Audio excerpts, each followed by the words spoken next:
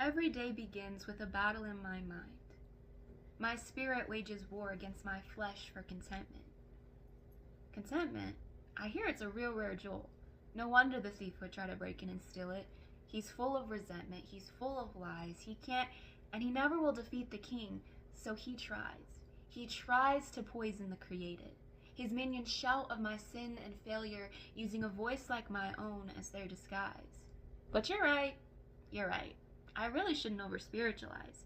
Behind every corner there isn't some devil, and behind every sinful thought there isn't some low-level demon, like Woodworm. Or so, that's what many of us have been taught to believe. But there is a very real war at hand, the war between the kingdom of light and that age-old thief. So like I said, every day begins with a battle, but I have to stop and remind myself that the weapons of our warfare, they are not carnal.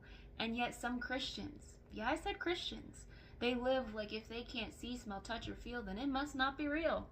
And I'm really not trying to get into some secondary theological debate, like are you continuist or are you cessationist? No, Christian, how are you running your race?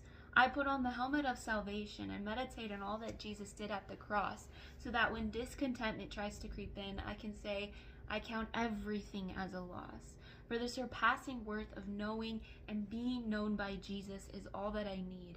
And if he cares for the birds of the air, why would I ever question if he cares for me? I put on the breastplate of righteousness, for he who knew no sin became sin, so that you and I could become the righteousness of God. And the life I now live, I live no longer bound by my flesh, but empowered by the grace of God. I can finally catch my breath. My mind can finally be at rest, because in this race I'm running, it's not based on my own competence.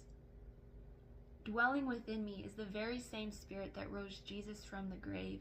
And though I still have to choose contentment every single day, when I'm face to face with discontentment, I can stand and say, I'm no longer its slave.